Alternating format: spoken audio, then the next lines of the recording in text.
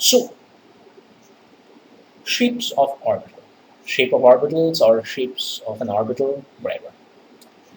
So shape of orbitals, when we are discussing at first, how many, what are the different orbitals? Obviously, we discussed that one. So obviously, there's a first question which comes in our mind. So what are the different orbitals? And what are the different orbitals? S, P, D, and F. And they're generally written in small letters: S, P, D, and F. The small letters, alphabets.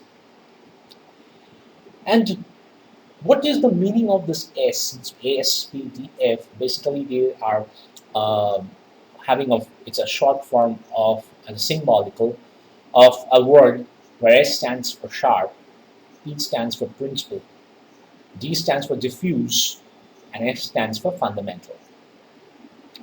So, for the sharp orbital, principal orbital, diffuse orbital, and the fundamental orbital. So these are the four different orbitals that has been discovered so far. And these orbitals are basically sufficient enough. These orbitals are present in mostly all the orbits except and these things we have already we discussed in our previous lecture also regarding the distribution of orbitals. The distribution of orbitals, that is, the first orbit is having no orbital, is basically the s orbital. The first orbit is having no orbitals, so it's having only one orbit or one s, followed by the next orbit. The second orbit is having two orbitals. The second orbit is having two orbitals. That means subdivided as 2s and 2p, followed by the third orbit, which is having three subdivisions, having with 3s, 3p, and 3d, and moving on to the fourth orbit, which is known as, or rather, which is fourth orbit having four subdivisions: S, P, D, and F, as 4s, 4p, 4d, 4f. So the existence of the f orbital, as you can see, it starts from the it starts from the fourth orbit. The existence of D starts from the third orbit. So why there is also a question which arises during this time now, that why is it so that with the first orbit only S is there, and with the second orbit it's only there two with S and P, and further as we are moving further away from nucleus, the number of orbitals increases, and after a certain point of time, after the fourth orbit, the every orbit is subdivided into four distinct orbitals, SPDF. Whether it's fifth orbit goes on with 5s, 5p, 510, 5f, and like that way. Now we should remember that the s orbital takes the minimum space. S orbital, if we need to add s orbital takes minimum space. And why is it so? For that, we need to understand more about the shapes and orientation about the different orbitals. So, as I said, how they look like, that means the orientation. So there's an obvious question, that why this first orbit is having only one s, and the second orbit s and p, the third orbit SPD, and the fourth orbit SPDF, and then after fourth orbit all the SPDFs are there. Then what's the problem? And for that reason, for understanding this question, as I said, we need to understand how they look like, or the orientation, everything. So the first is, if you look over here, the S is having a spherical shape, P is having a dumbbell shape, D is having a clover shape, and F, what the exact shape of F is not properly mentioned. Though the orbitals, that means the suborbitals, orbits are divided into orbitals, and orbitals are divided into suborbitals.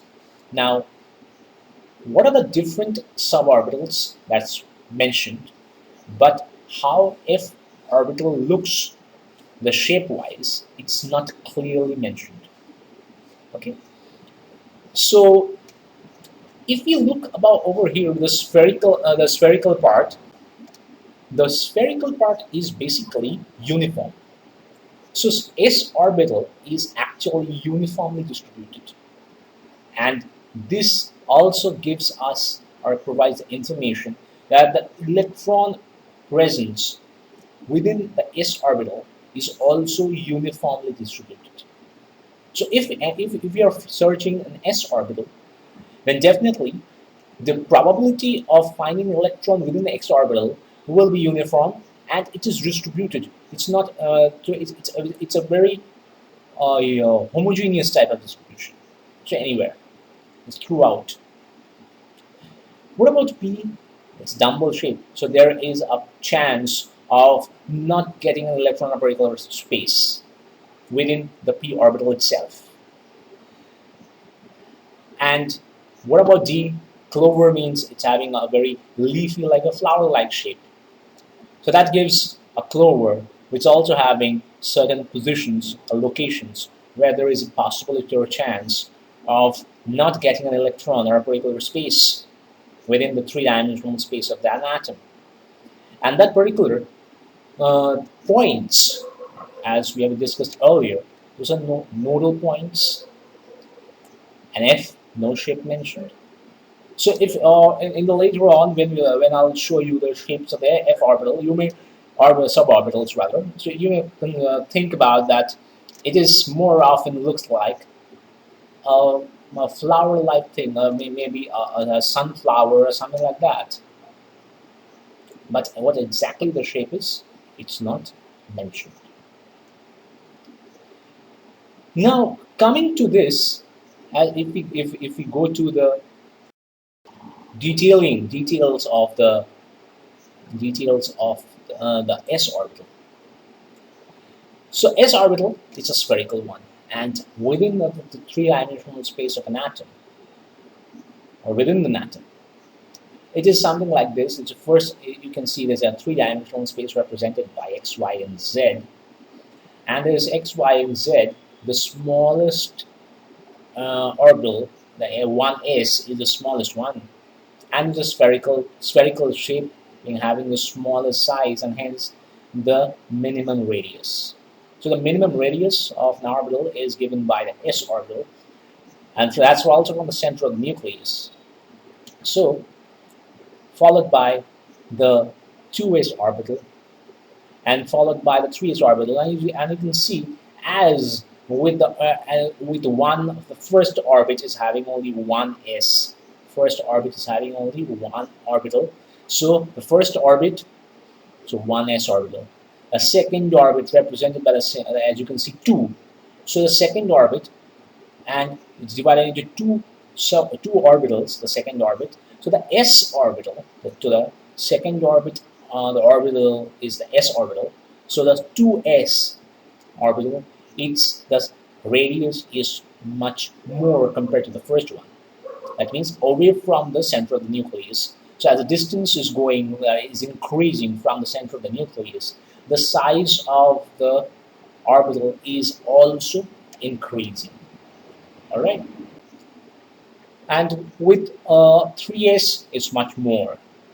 So you can see the orbits and the corresponding orbitals.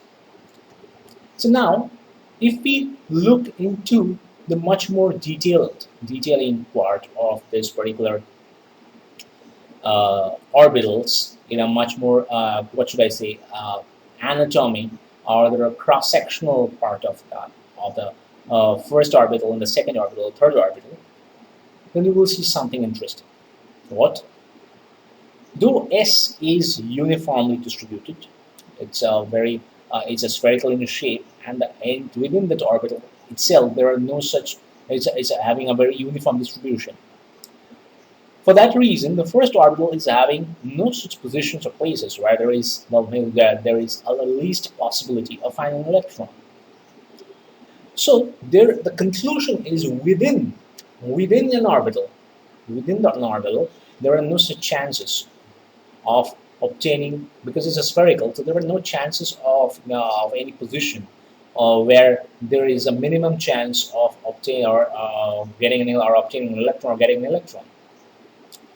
But as we increase the size, so there are places where there are minimum possibilities of finding an electron, and those places are actually termed as nodes or nodal points. Nodes or nodal points. Now, these nodes and nodal points, it's not within. Just remember this: these nodes and nodal points are not present within the orbital itself. They are present outside the orbital. So, between consecutive orbitals of if you check out the diagram over there, you will see there's a 1s followed by the 2s. It's having the 2, or the second orbit. It's having a 2s orbital. It's having a 1 node only. And with the 3s orbital, they're having two nodes or the two nodal points. It's already shown. So there is this nodal points are basically the empty space between two or multiple consecutive orbitals. So from one orbital to the next orbital of the next orbit. So the space between that is the orbital itself, and that's applicable for the s orbital. Now, s orbital, it's not having no suborbitals. S orbital are not having no suborbitals, and hence, if we go for a quantum mechanical, diagram and electron distribution of the quantum programming and output from the experiments of the quantum mechanical outputs of the experiments done, we're having now the electron distribution, which looks like uh, this. There is an electron distribution like this. The 1s is having the central part. As you can see, there is thick black spot is there, and the dots basically it looks like a cloud of electron. So for that reason, it's a cloud basically representing a cloud, and there is no such empty spaces. Moving on to the 2s, so the first one, as you can identify, the first central dark spot is the 1s, followed by the second outside is the 2s, and in between that one, the empty space, the white space, as you can see in the middle, between the two orbitals, the first and the second, is the empty space, that's the nodal points.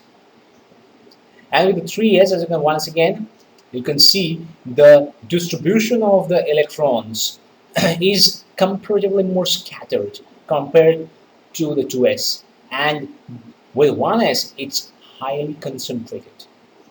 In each and every orbital, there are only 2 electrons are present, but the scattering, the L3s, is more scattered compared to 2s. 2s is more scattered compared to 1s. And 1s is highly compact and dense, as you can see in the central part. It's a thick black spot, followed by this 2s orbital, which is basically in between that there is an empty space, white band, as patch you can see. That's the first nodal point, followed by moving on to the 3s. There is a white patch between the 2s orbital and the 3s orbital. So there is a white patch again, the 2 nodal points. There is a physical, it's an experimental output of the from the quantum mechanical calculations and the model. So this is how it looks like. Okay. So now the point is, if you note during the scattering part, since 3s and the size is increasing, that means a lot of space is there. And since there is a lot of space, the concentrated things get distributed and homogenized. All right. Now moving on, if all these gatherings and information or discussion are being rather is condensed on one particular point, then this output is obtained. What is this? So you can see there's a probability distribution, and where the radial probability, you can see there is the 1s orbital, the 2s orbital, and 3s orbital with the nodal points. Where is the probability? And you can see with the graphical distribution over there that one is showing is a probability distribution, probability at point A, and it's a There are two things. Don't get confused with one. You are having the chi-square, that's a probability point, and with the probability point is there is a chi-square, and there is a radial probability distribution. So both are slightly different. Okay, well, slightly different with the probability points at a particular point, and having a probability distribution, the radial probability distribution. So and the difference is also there. So one is basically chi-square, and the probability distribution is basically sum of all the chi-squares. So it's a one-point distribution. That's a probability of finding an electron, and it's a total and it's a cumulative one. That's a radial probability distribution. It's a cumulative one, and hence you can check it out. That's how the radial distance is getting different from 1s orbital to the 2s orbitals increasing, followed by the 3s orbital. Okay. Now moving on to the p orbital, which is having general shape in form of dumbbell shaped. It's basically there's a shape like this. It's dumbbell shaped, and it's having some three suborbitals also. Suborbital, the three suborbitals, it looks like as a three-dimensional space. It's having the three-dimensional space. It's having the px followed by py and followed by pz. So you can see there is a nodal plane which is mentioned, which was not mentioned in previous s orbital. So within the orbital, as you can, that's what I was mentioning in the previous, rather just in the previous orbital discussions. At s orbital, within an orbital, there is no such existence of a nodal plane. But in further in p or d or f orbital, there is an existence of nodal planes within the orbital itself. So as you can see over here, there is an existence. If in a px there is a yz nodal plane, there is a py, then xz nodal plane, there is a pz, then it's an xy nodal plane. Okay. Moving on to d orbital, the general shape of the orbital as discussed earlier, it's a clover shape. It looks like something like this, having 5-star orbitals. As you can see, it's more of a leaf or a flower-like shape. So lobes. So there's a round structures, balloon-like, which you can see there are 4 lobes in d orbital and 2 lobes in the p orbital. And basically, those lobes are actually the centers of electron densities within p orbitals or the d orbital or the s orbital, or sorry, in the or f orbital. So moving on to the description or the shapes, as you can see, the first is dxy. This is the first suborbital of d orbital, and you can see 2 nodal planes over there, followed by dyz. Once again, 2 nodal planes, one along the xy plane and another along the zx plane. The next we are having the 3 zx orbital, suborbital, having once again 2 nodal planes, one along the zy plane, another along the zxy plane. The third suborbital is dx square minus y square, as you can see over here, and the next we are having the dz square. That's a final, the 5th suborbital of the d orbital. So the nodal plane is basically over here is basically 2-dimensional nodal plane, but in dz square there is basically a 3-dimensional nodal plane because it's having a conical shaped nodal. It's not. It's directed. The nodal plane is basically having a plane along between the z and the x axis. So it's a combined, it's a z and a 3-dimensional. For that reason I said it's a nodal plane is basically it's a 3-dimensional nodal plane. It's not a 2-dimensional plane, which you are familiar with, which you are just seen in the dxy, and zx. So it's not a 2-dimensional nodal plane, it's basically a 3-dimensional in the z square orbital. Sorry, suborbital. To f orbital, the nodal planes are not so much mentioned, but divided into suborbitals with no general shape. As you can see, it's fx, x square minus 3y square. moving, and if z x square minus y square. The next we're having the fx 5z square minus r square, fz 5z square 3r square, fy 5z square minus r square, fxyz, and fy 3x square minus y square. Now, what is the source of this? All basically are quantum calculations. From where this fx and 5z square minus r square is coming, all these are fxyz. So it's all the best possible solutions where, so based on the quantum mechanical calculations of the vector model of an atom, so these orbital shapes are concluded, which gives you the best possible solutions where what the best probable probabilities of finding an electron within f orbital or suborbitals. And what's the actual shape of this? It's, you can shape, after seeing this one, you can say it's a flower shape. You can say this. After seeing this, you can say it's a flower shaped structure. All right.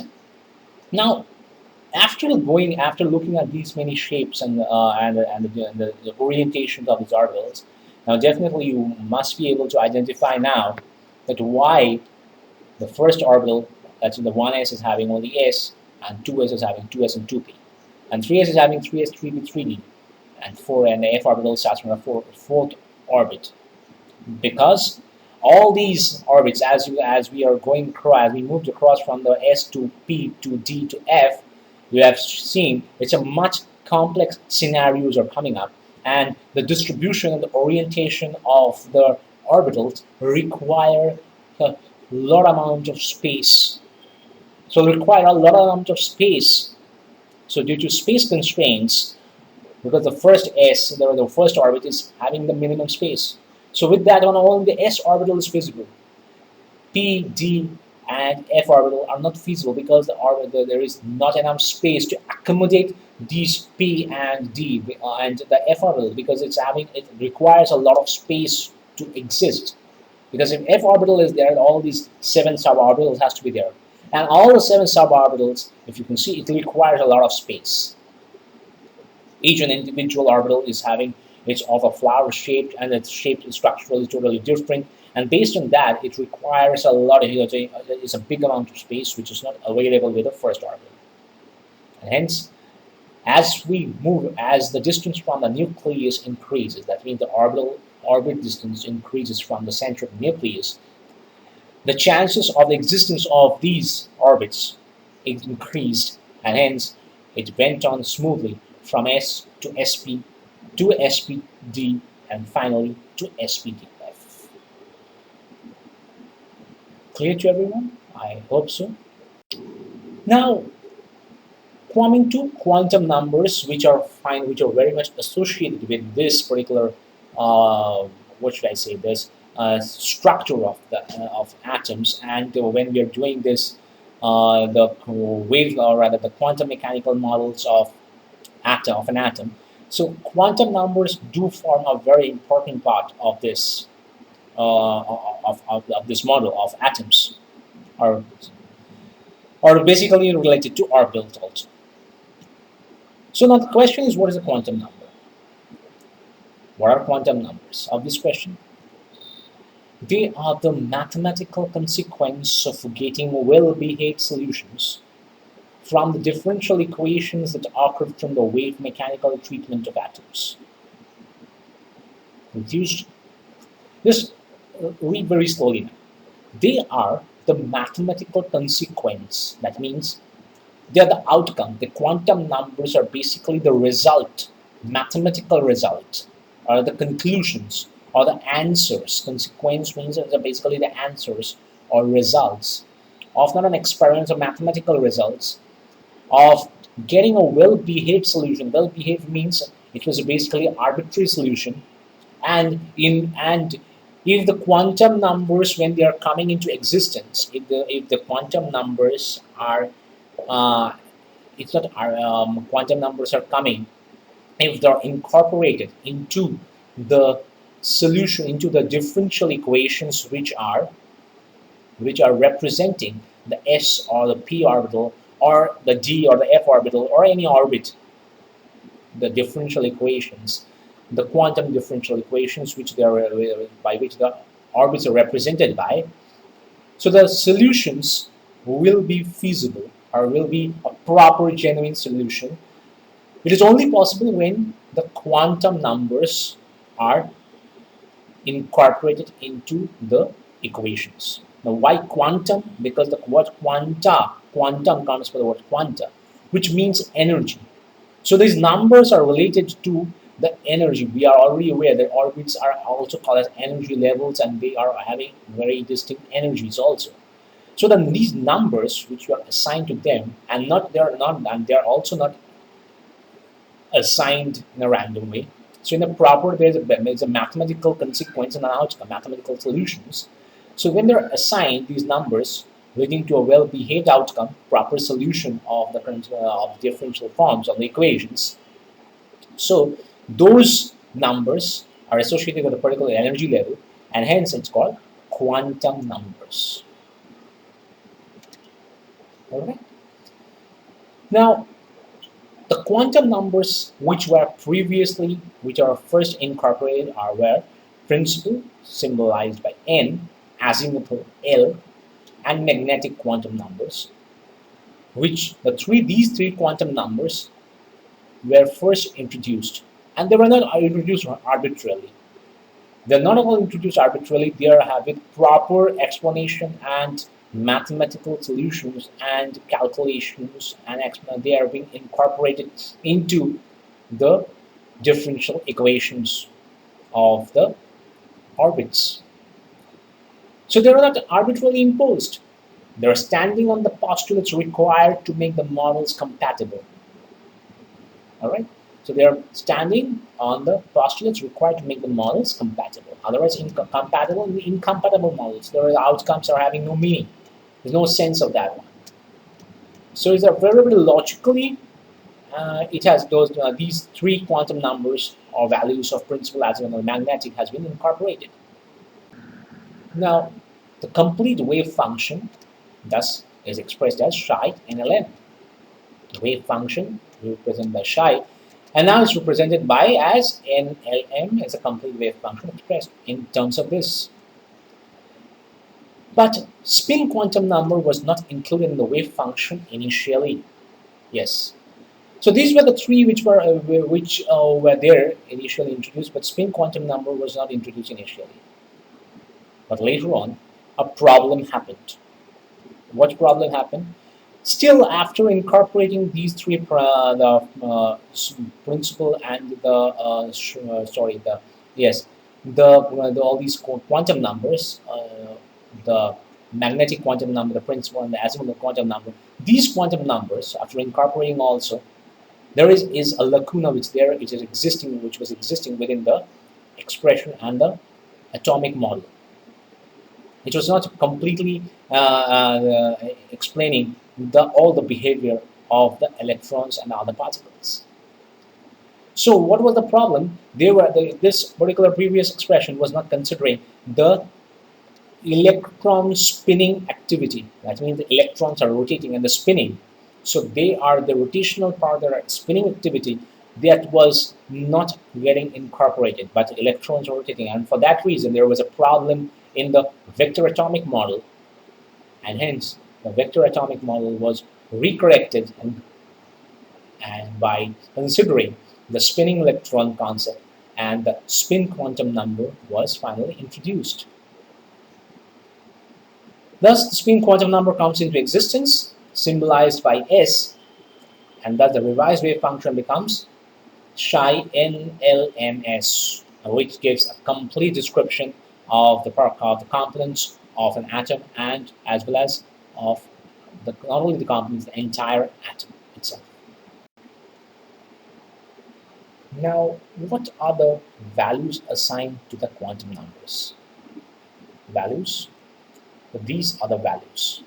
For S, it's 1, 2, 3. As you can see, the principal quantum number.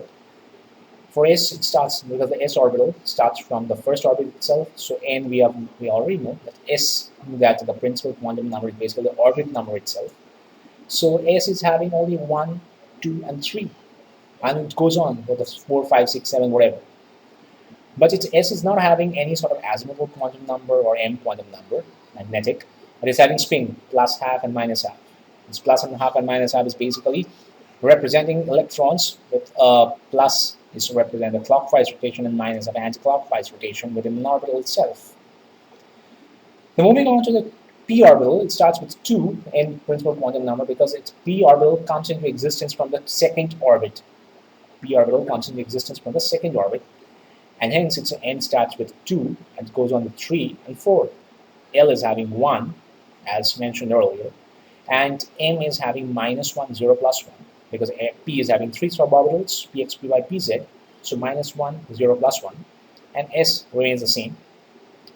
D orbital starts from the third orbit, you know that, 3D, so it starts from the third orbit and then it goes on with D orbital will have 3, so principal quantum number 3, 4, 5, 6, and goes on, L value 2, the azimuthal quantum number, M, so 5 suborbitals having minus 2, minus 1, 0, plus 1, plus 2, S remains the same. F, it starts from the fourth orbit, so F, the principal quantum number will go for 4, and azimuthal quantum number will be 3, M will be 7 suborbitals are there, so hence minus 3, minus 2, minus 1, 0, plus 1, plus 2, plus 3, and it goes on like that way, so plus half, minus half, and remains the same, so it goes on like that way. Now, what is the primary role of these quantum numbers? That's another important question, which is associated with this. Only assigning values? What is the primary role of these quantum numbers? In general, the numbers serve as an identity for a particular electron. As said, that electrons, basically particular electron, because these numbers provides an identity to the electrons. Because all the electrons are basically having different quantum numbers. They're being designated by that particular way. So the first general information or the general role of the quantum numbers to serve as an identity for a particular electron. It provides a positional reference of an electron within the three-dimensional space. But is that the only significance of the quantum numbers? Is it? The only significance of the quantum numbers is that to provide this positional reference and an identity to the electrons. Is it so?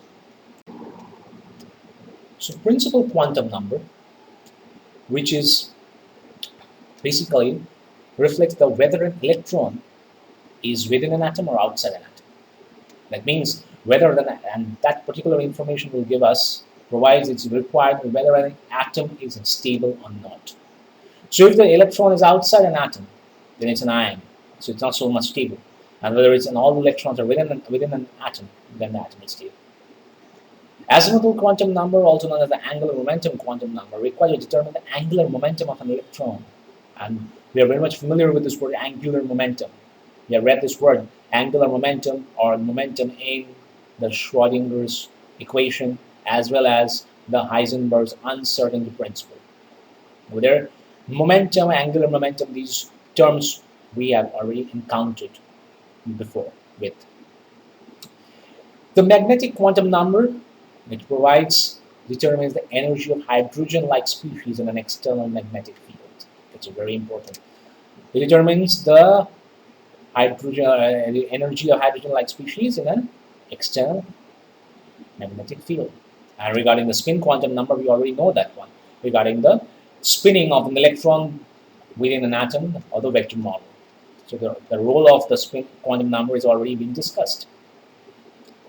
So this information was actually proposed as a statement of theory which later became a principle known as the Pauli's exclusion principle, that in an atom or a molecule, no two electrons can have all the four quantum numbers identical. So in an atom or a molecule, no two electrons can have all the four quantum numbers identical. So all four quantum numbers will not be the same.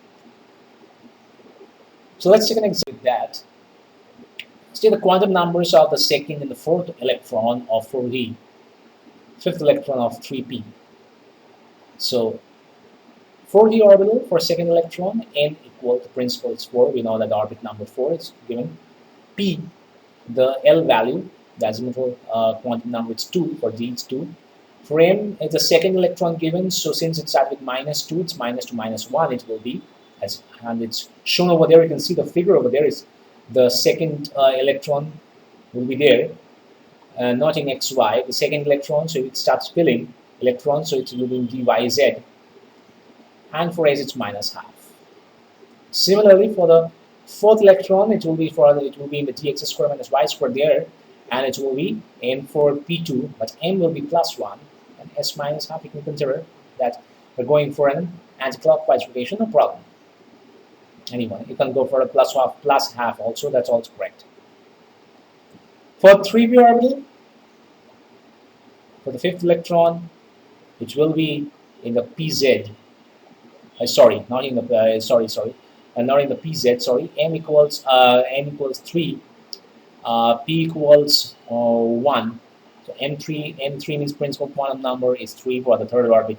The azimuthal quantum number is 1 for p, so it's 1. We already know this. M will be 0 because the fifth electron, because they're having a distribution pxp by pz, and if you check it out, that the fifth electron will be in the py again after filling pxp by pz, and px final, the fifth electron will come into the py, and hence m will be 0, and s, considering the general s, half, and if you assign s as half, then automatically the other electron will get +half. That's not it's totally correct. If you're going for the fifth electron, I'm considering this one as an rather the anti-cyclonic rotation. Then the same for the other electron which is present in the second electron which is present in py, it will have m3, p1, m0, and s +half. All right. So with this, I'll like to conclude today's class. So that's all for the distribution of electrons and the quantum numbers and how the quantum numbers values are assigned. And that's all for with this particular lecture. So thank you so much. Stay safe and take very good care of yourself. Thank you.